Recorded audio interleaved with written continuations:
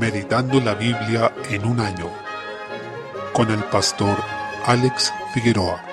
Día 30, mes 10. Libro de Lamentaciones, capítulo 2. Desde el versículo 20, el profeta se queja de forma reverente ante el Señor por la dureza de su castigo, personificando a su ciudad. El furor de Dios derramado contra este pueblo rebelde fue tal que nadie pudo escapar. Esto nos debe llevar a meditar sobre la santidad de Dios y su justo castigo contra el pecado. No debemos pensar que Dios es demasiado duro cuando castiga el mal, sino que debemos pensar cuán profunda es nuestra perversión que nos hace merecedores de una retribución tan profunda. Tendemos a ser indulgentes contra el pecado porque somos pecadores y no podemos notar a cabalidad su inmundicia y asquerosidad. Por lo mismo debemos pedir a Dios que nos permita aborrecer el pecado como Él lo aborrece y amar la santidad como Él la ama. Capítulo 3. Este es el capítulo más complejo del libro. Está dividido en 22 secciones de 3 líneas. Cada una de esas secciones corresponde a una letra del alefato, que es el equivalente al alfabeto en hebreo, y tiene 22 letras. Este formato es una forma de hacer poesía en el idioma hebreo. Desde el versículo 1 se presenta la aflicción del profeta Jeremías, quien sintió que Dios no lo estaba escuchando. Haciendo un paralelismo con nuestras vidas, nos parece en ocasiones, cuando estamos pasando por algún momento de disciplina, que el Señor se hubiese alejado de nosotros. Es como si nuestras oraciones no llegaran a Él. En este caso, se trata de una disciplina al pueblo de Judá. Por tanto, aunque el profeta había sido fiel, parecía que en cuanto oraba por el perdón para su pueblo, no era escuchado. Desde el versículo 19, el profeta ruega por las misericordias del Señor, que nunca terminan y son nuevas cada mañana. La versión Reina Valera de 1960 traduce en el versículo 22, por la misericordia de Jehová no hemos sido consumidos. Aunque esto sin duda es una verdad indesmentible, una traducción más precisa es la que consigna la Biblia de las Américas, por ejemplo, que dice las misericordias del Señor jamás terminan. Esto nos da esperanza, pues significa que el amor del Señor hacia su pueblo es inmutable, tal como lo es su ser. Aunque pasamos por momentos en que somos disciplinados por nuestro pecado, incluso esta disciplina es una muestra del amor de Dios, pues Dios a quien ama disciplina, dice Hebreos 12:6. Continúa este pasaje, porque nunca decayeron sus misericordias, nuevas son cada mañana, grande es tu fidelidad, versículos 22 al 23. Si no fueran nuevas cada mañana, no habría para nosotros esperanza ni salvación, pues cada día merecemos la condenación, es decir, cometemos suficiente pecado cada día como para merecer la muerte eterna. Pero podemos dar gracias al Señor que renueva esa misericordia cada mañana y nos permite entonces despertar a un nuevo día y estar ante su presencia. Esto es porque su fidelidad es grande. Dios es perfectamente confiable, pues su amor se basa en su carácter y a esto Él ha sumado su pacto, pues su favor y misericordia siempre son entregadas al hombre en el marco de una relación pactual, en la que el Señor ha interpuesto su juramento y sus promesas, las que no pueden variar. El profeta reconoce que el Señor es su porción y que por eso espera en Él, versículo 24. Esto significa que el Señor es todo para Él, es su herencia y su mayor posesión en la vida. Esta debe ser también la manera en que debemos ver al Señor. Nos llama a esperar en Él diciendo, bueno es Jehová a los que en Él esperan, al alma que le busca, versículo 25. El Señor no dejará desamparados a quienes le invocan de corazón. Todas estas promesas son verdaderos tesoros de los que debemos aferrarnos en momentos de angustia, de aflicción especialmente. Desde el versículo 27 se debe esperar en silencio y humildad la salvación del Señor, sabiendo que nuestros sufrimientos y cargas también vienen de Él. Consideremos que acá el profeta aún no estaba viendo el momento en que fue consolado, sino que él estaba esperando que ese momento llegara porque, como dice en el versículo 31, el Señor no desecha para siempre, sino que tanto como aflige, así también se compadece, versículo 32, y lo hace tal como un padre castiga a un hijo. No se goza mientras está castigando a su pueblo, pero sabe que hay un bien mayor al que está apuntando, que es formar el carácter de sus hijos a través de esa corrección. Desde el versículo 37 nos llama a confiar en un Dios que es soberano, tanto en la bendición como en la calamidad. Entonces podemos confiar en un Dios que tiene el control de todas las cosas. Por otro lado, nos llama a un autoexamen, a lamentarnos por nuestro pecado, no solo por las consecuencias que ellos tienen, al ver que quizás no hemos tenido lo que queríamos, sino lamentarnos porque hemos fallado ante un Dios que es santo, bueno y que nos ama. Desde el versículo 39 nos llama a escudriñar nuestros caminos, a presentar nuestros corazones delante del Señor para que Él nos analice, como dice el Salmo 139. De esta forma hay una necesidad de autoexamen, quebrantamiento y arrepentimiento de corazón, ante la disciplina y el justo castigo del Señor, que no perdona el falso arrepentimiento. Desde el versículo 48 se presenta el sufrimiento del profeta por la dura aflicción de su pueblo. Esto nos enseña que no debemos ser indiferentes ante los males que enfrenta la Iglesia, incluso aquellos que vienen de su propio pecado. Nuestro corazón debe dolerse ante el quebranto del pueblo de Dios. No habrá alivio en momentos como este, hasta que Jehová mire y vea desde los cielos, versículo 50, es decir, hasta que el Señor se digna a tener misericordia. Desde el versículo 55, aún así, el profeta dice que ha invocado el nombre del Señor desde lo profundo de la aflicción, y ha sido escuchado. No hay quien haya invocado el nombre del Señor genuinamente y haya sido avergonzado. Todos los que le invocan de corazón lo encontrarán, y esa es una realidad maravillosa que apreciamos en la Escritura. Así que, a pesar de que pasemos por momentos de aflicción y de disciplina del Señor, mantengamos la búsqueda de Él con toda nuestra alma, porque Él a su debido tiempo mostrará su favor, su rostro amoroso hacia nosotros. Esa era la fe del profeta, y por eso termina esta sección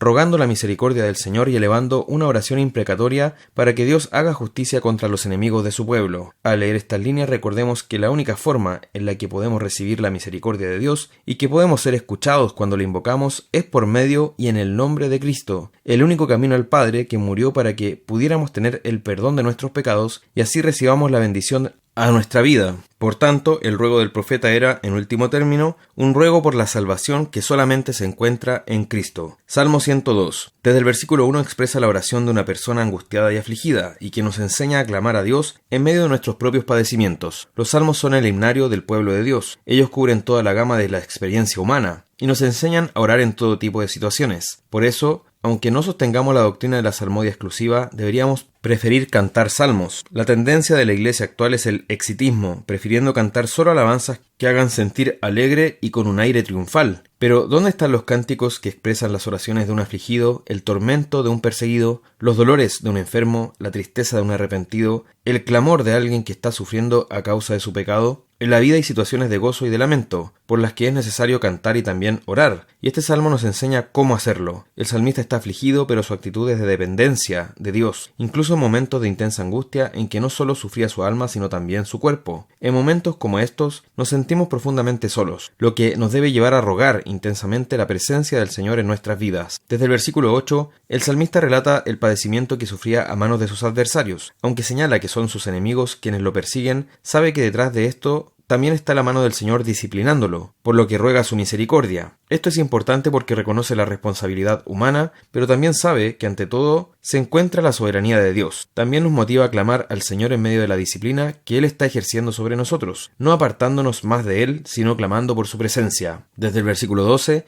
en medio de su angustia, el salmista piensa más allá de su situación personal y proclama la restauración de Sión e incluso se refiere a la salvación de los gentiles. Por eso alaba al Señor en vez de sentir enojo hacia Él, por la situación en la que se encontraba. Contrasta el carácter pasajero de su vida con la inmutabilidad y eternidad de Dios, quien permanece para siempre. Versículos 11 y 12. En esto, hace un ejercicio fundamental en tiempos de aflicción, que es recordar las promesas del Señor. Dice: te levantarás y tendrás misericordia de Sión, porque es tiempo de tener misericordia de ella, porque el plazo ha llegado. Versículo 13. La inmutabilidad y fidelidad de Dios son la base para nuestra confianza en Él, pues si Dios cambiara, no tendríamos ni una certeza para poner nuestra esperanza en su palabra, pero como Él no cambia, podemos confiar porque su palabra permanece para siempre. Se refiere a cómo el Señor bendice a su pueblo, el que estaría compuesto también por las naciones, es decir, los gentiles, los no judíos, de quienes se anticipa que serían llamados a la salvación, como dice el versículo 15. Entonces, las naciones temerán el nombre de Jehová, y todos los reyes de la tierra tu gloria. Desde el versículo 18, el salmista sigue exponiendo sobre la misericordia del Señor en la salvación, enfatizando que alcanzará a todos los pueblos y reinos. Dice: cuando los pueblos y los reinos se congreguen en uno para servir a Jehová. Versículo 22. Esto se cumple en Cristo, en quien alcanzan su plenitud todas las promesas hechas en el Antiguo Testamento,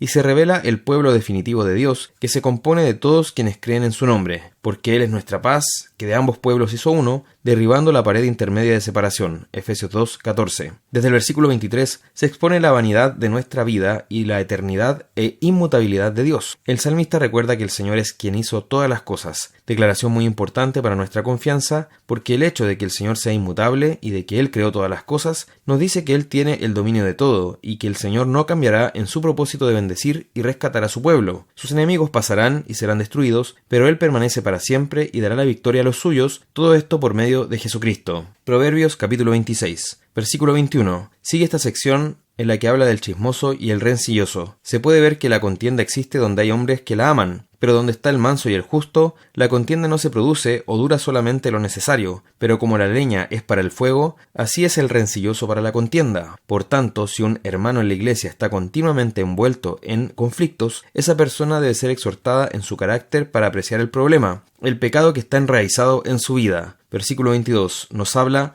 de quienes escuchan al chismoso, que también participan de su pecado. El chisme no sería un problema y el chismoso no existiría si no existieran también los oídos hambrientos de estas palabras perversas que son como bocados suaves. Por alguna razón, el chisme es atractivo para nosotros, y por tanto debemos luchar para no escucharlo, y no dar cabida entonces a aquel que hace nacer contiendas, que separa y divide a los hermanos. Epístola a los Hebreos. Existe mucho debate en cuanto a la autoría de este libro. Algunos padres de la Iglesia propusieron a Bernabé, otros, sobre todo después de Jerónimo y Agustín, propusieron al apóstol Pablo, y gran parte de la historia de la Iglesia estuvo de acuerdo en cuanto a que él era el autor, más allá de que no lo señala la carta de manera expresa. También se ha propuesto a otros como Apolos, Priscila y Lucas, pero lo cierto es que Dios no quiso que quedara constancia de quién era el autor, más allá de que el contenido de la carta es plenamente escritural y su inspiración es innegable. Por otro lado, en cuanto a la fecha, el capítulo 10, versículo 2 se refiere al templo y que en ese momento se estaban realizando sacrificios. Por otro lado, no dice absolutamente nada de la destrucción del templo,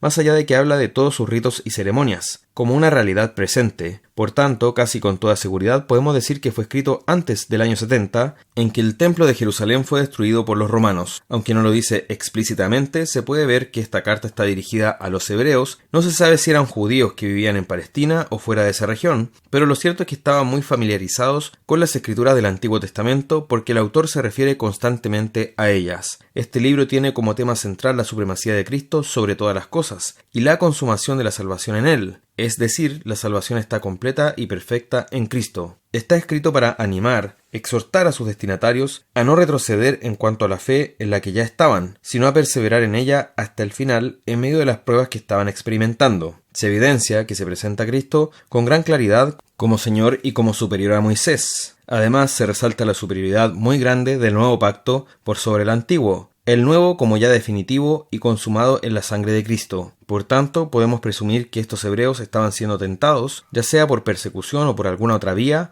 a volver a la religión judaica. Capítulo 1. Desde el versículo 1, vemos que el punto de partida de esta carta es exaltar a Cristo sobre los ángeles, porque el judaísmo, especialmente en el siglo I, tenía un culto muy acentuado a estas criaturas celestiales, con experiencias y visiones supuestas. Por consiguiente, el autor estaba muy interesado en presentar a Cristo como superior a todo eso, por lo cual comienza la carta diciendo que Dios, habiendo hablado muchas veces y de muchas maneras, en otro tiempo a los padres por los profetas, versículo 1. En esto nos muestra la revelación de Dios desde tiempos antiguos, que hizo el Señor a través de los profetas. Recordemos que incluso Enoc es llamado profeta en la Escritura, así también Abraham. Noé es llamado pregonero de justicia, por tanto los profetas existen mucho antes que Samuel o Elías. Cada vez que el Señor habló a través de un hombre dando su palabra inspirada por medio de él, ese hombre puede ser llamado profeta en ese sentido. Cabe señalar que dice en el versículo 2, en estos postreros días nos ha hablado por el Hijo. Notemos cómo ya el autor se ubica en los últimos tiempos, que en la escatología bíblica inician desde la primera venida del Mesías y el cumplimiento de su ministerio terrenal. Y dice, nos ha hablado por el Hijo a quien constituyó heredero de todo. Esto quiere decir que el Hijo es la revelación suprema, la revelación final, la consumación de cómo Dios se da a conocer, y es ya la manifestación de Dios definitiva ante la humanidad. Ese es el Hijo, por eso también es llamado resplandor de su gloria y la imagen misma de su sustancia, versículo 3. La única forma que tenemos de conocer a Dios es a través de Cristo. Alguien podría preguntarse, ¿cómo le conocíamos entonces antes de su primera venida? En la misma escritura nos dice 2 de Pedro que el Espíritu de Cristo hablaba a través de los profetas, es decir, siempre hemos conocido a Dios únicamente a través de Jesucristo. Él es el resplandor de su gloria y la imagen misma de su sustancia. Por esta razón, hacerse imagen es pecado. Ese es el segundo mandamiento, no te harás imagen, porque Cristo es la imagen misma de la sustancia de Dios. No podemos hacer nosotros otra imagen. Cristo entonces es el heredero de todo, el que recibe toda la creación y toda la autoridad sobre ella. Es el creador de todas las cosas el que sustenta todo, y es ese Señor quien tiene toda la creación en sus manos y quien la